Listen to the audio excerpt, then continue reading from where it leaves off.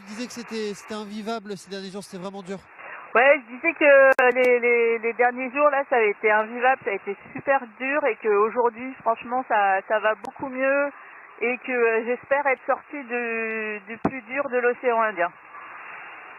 Ok, ce qui est super, c'est votre trajectoire. Vous faites une super route là, dans ce petit groupe-là. Tu confirmes, il y a une petite satisfaction à voir ça? Ben, en fait, moi, je suis quand même contente parce que je trouve que je me défends quand même pas mal. Globalement, c'est vrai que le portant, c'est peut-être pas le point fort de mon bateau.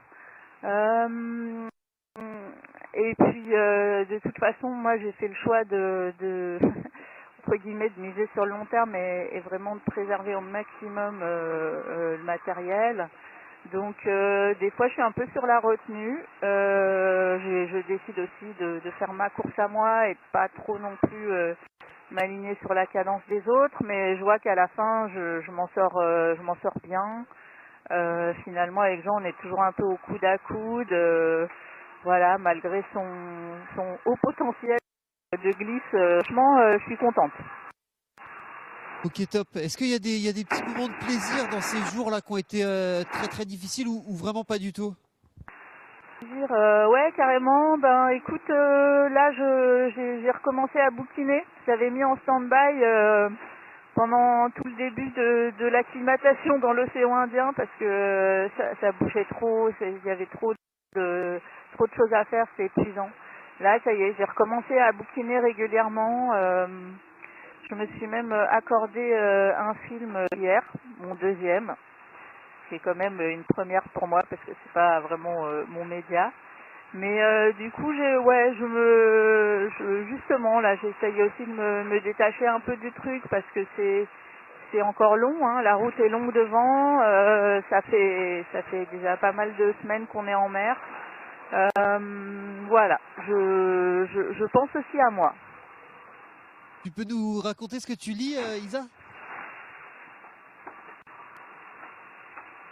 Ouais, carrément. Ouais, je lis bon, moi, je lis toujours plusieurs romans d'affilée, mais là, je suis plongée dans un roman de Ito Ogawa, un roman japonais qui s'appelle le Goûter des lions. Et franchement, j'aime beaucoup cet auteur parce que c'est très subtil et ça plonge dans une atmosphère avec beaucoup de douceur qui contraste avec le climat dans lequel je suis. Et on arrive à s'y plonger, on arrive à être dedans malgré le bruit, malgré le roulis, malgré tout ça? Ouais, franchement, moi j'arrive à être dedans sans problème. Franchement, le truc qui m'empêche d'être dedans, c'est quand je suis assise au siège de veille, là comme je suis maintenant, et que le bateau a tendance à prendre des grosses accélérations et à enfourner. En fait, en fin d'enfournement ou en fin de surf, à un moment donné, il faut que je choisisse entre moi me tenir et éventuellement aller choquer les côtes et puis préserver ma tablette pour pas la faire tomber à l'eau. Donc quand j'ai un gros dilemme comme ça, bah, je mets en stand-by. Ok, top. Et ce petit film hier, le film du dimanche, c'était quoi?